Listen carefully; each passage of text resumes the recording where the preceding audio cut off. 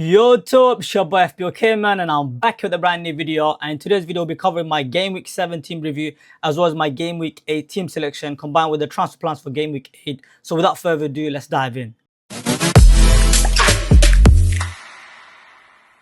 at first, as you guys can see, I did end up getting total 66 points and a small red arrow. Unfortunately, I was ranked 900k going into Game Week 7, and now I'm sitting around 1 million. It's not a big deal. Ultimately, I was considering a free hit, and my free hit wouldn't have done that well, to be honest. Potentially, maybe I would have got extra, maybe 4 or 5 points. But overall, I did save the chip, and it could come in handy later in the season.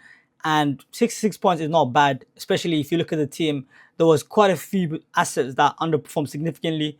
If you look at SALAH versus Chelsea, they were depleted, honestly. They played their third choice centre-back in Chimpong as well as Badiashile. I mean, both Chalobah was suspended. You also have Cole missing. Fofana was injured as well. So there's a lot of players missing, including Cole Palmer, who's their best player, was also missing. And yet, Mohamed Salah came with a blank, and Liverpool were extremely disappointing, to say the least. I also had Van Dijk, who ended up getting, I think, booked, as well as conceding 2 goals, which is a disaster, to be honest. So I had around 19-point-something million invested within that Liverpool team, and yet I got 3 points in total. Meanwhile, Anderson on my bench, who's got 3 points by himself, and it only cost 4.5 million. So when these big, expensive assets blank, it does really hurt you. And as you can see, that's reflected on the red arrow. So I do have to address those issues. Liverpool boys have been extremely disappointing, and we've got 7 weeks of worth of information to come to some conclusion as well.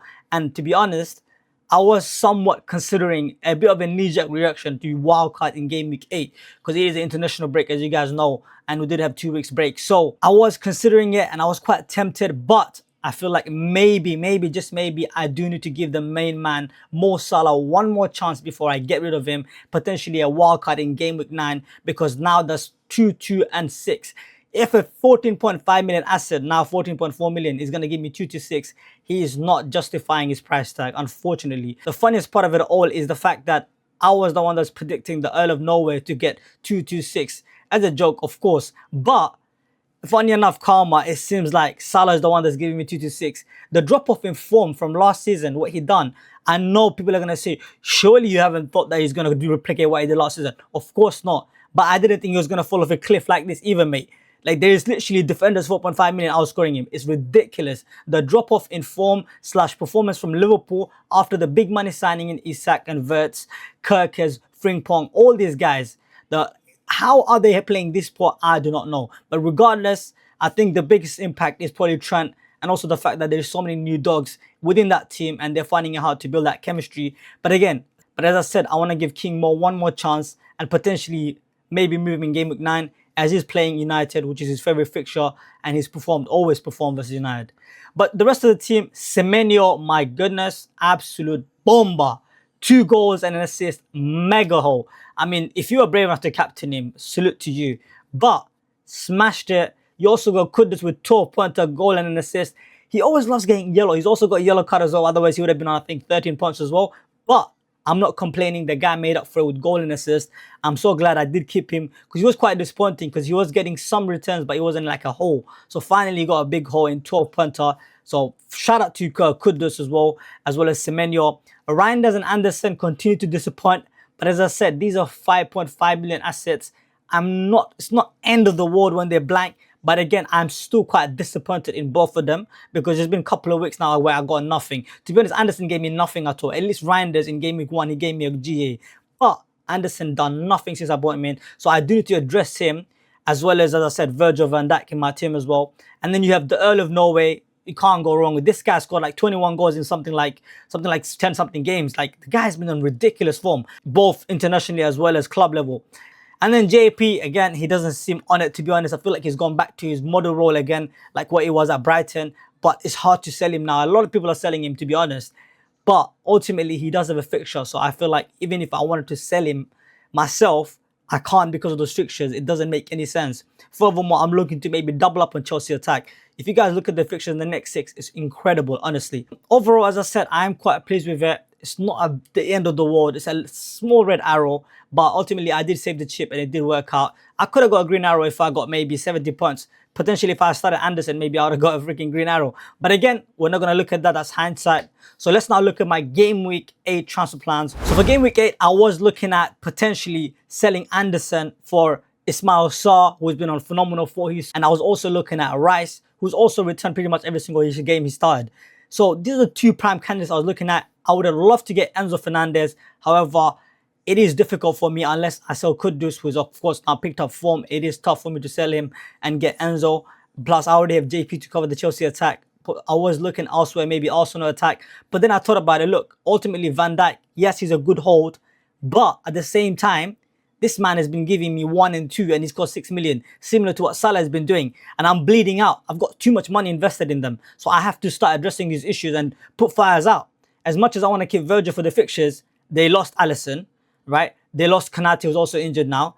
And Virgil seems to be a one-man defensive unit right now. And it might be good for DEFCON, but ultimately, if I'm paying 6 million for an asset, which is 6.1 actually right now, like I want a bit more than that. Like if I want DEFCON, I can go for the DEFCON beast in Anderson, Richards, who are just peanuts, you know what I mean? Senesi as well. So ultimately, if I want an Arsenal attacker and I also want to gain an edge, maybe with a double Arsenal D, because a lot of people already have single Arsenal and it is hard to gain with it.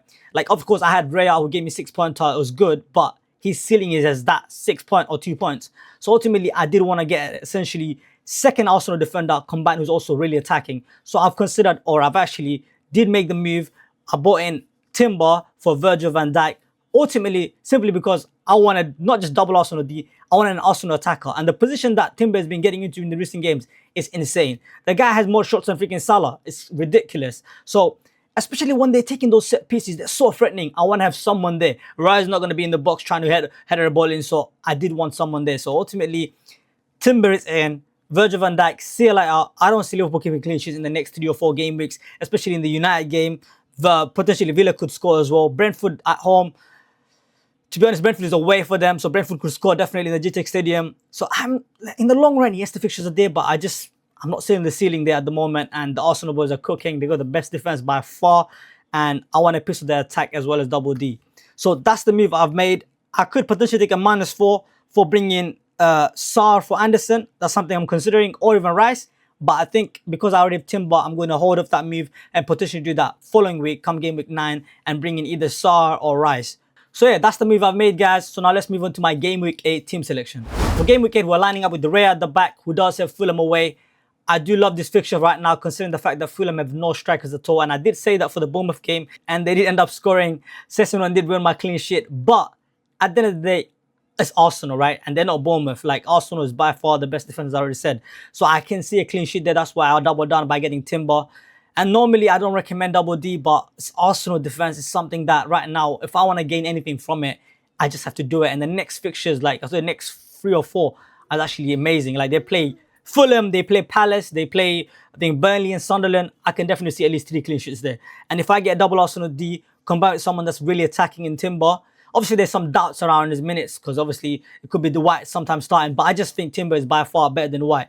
And he's not been really performing well. When you're looking at White's performance in the Champions League, he did start and not play that well. So I do think Timber is quite nailed, but you never know. He could still get somewhat reduced minutes or get potentially rotated. But I still think the ceiling is there for me to go there. So ultimately, Timber, Rare combination does work for me. And then you have Senesi, Richard, and Esteve. That's my dilemma, to be honest. Do I play Anderson, who's got Arsenal, or do I play Esteve? To be honest, Anderson's going to shit DEFCON anyways. So I could start him in any game, and theoretically. But still, I'm going Esteve because he does it the fixture and Leeds at home, and I'm going to back there and play the fixture. And he can get DEFCON as well. Hopefully it's a KG game where there's, they're playing maybe a little bit of a low block and he can get a lot of clearance in, and that way he gets some DEFCON even if he doesn't keep a clean sheet. Personally, I don't think Burnley would keep a clean sheet, but at least there is potential for DEFCON there as well. The defense does look really strong this week. You got Senesi, Timber, Richard, and Esteve, as I said. These guys, potentially all of them can get DEFCON, not necessarily Timber, but as I said, I bought Timber for the attacking threat as well as the clean sheet. And I wanted to mix up a bit because I had too many DEFCON guys in my team anyways. I had like 5 centre-backs. So now getting rid of Van Dijk does help with that. In midfield, I have Mo Salah, who does play United at home.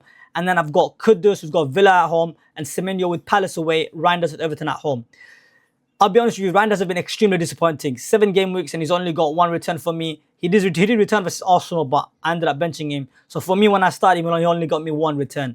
Now, ultimately, he's the cheapest asset I got in my attack, so I can't complain too much. But again, I got to start seeing some returns because ultimately, you're becoming useless and becoming a dead spot if you're not going to give me anything. I might as well go with the Caicedo, who's going to give me Defcon at least. I mean, I do have Anderson for Defcon, but he's not been hitting it when I start him. It's just funny, to be honest.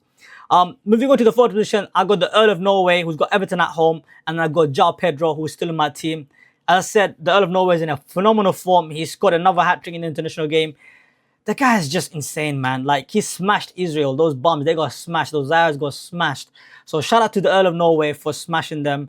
And I'm just going to have to captain him, bro. Like, he deserves it now, honestly. Salah also performed well in the international break, and I think he did score 2 goals in the World Cup qualifier game. But ultimately, the opponents were not that really known. So, yeah. Salah, look, he's his favorite fixture. I could definitely consider captaining him. He does have my vice captaincy armband. But ultimately, Haaland's form, I just can't deny it, man. Like, I can't back against him. His EU is going to be ridiculous. Like, I could risk it and go Salah. And he's playing my team. So, I think I'm just going to go with the Earl of Norway. But it is what it is. Ultimately, the team does look really good. And as I said, Salah is his last week. Like, if he doesn't give me something now, adios. See you later, mate. Because I'm not going to bleed out anymore. Because that's too much money for you to give me 2 to 6. So, yeah, the team does look strong, as I said. Moving on to the bench, you got Dubravka, who's got Leeds at home. You got Anderson with Arsenal at home. You got Anderson again from Forest, who's got Chelsea at home. And then Krupi Jr. with Palace away. The team, let me know what you guys think. For me, it looks good. Potentially, would you guys do -4 to sell maybe Anderson and bench one of Esteva Randers for Ismail Sarr or even Rice? But because I have Timber, I'm less reluctant to go on Rice right now and maybe keep that third Arsenal open for potentially if I want to do Salah to Saka next week. So that's what I'm also potentially thinking. But yeah, let me know what you guys think. Make sure to leave a comment down below. Smash the like button. Make sure to subscribe. And I'm going to see you guys on the next one. Peace out.